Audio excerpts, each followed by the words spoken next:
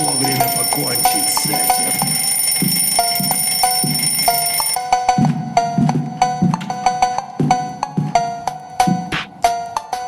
Не надо, пожалуйста.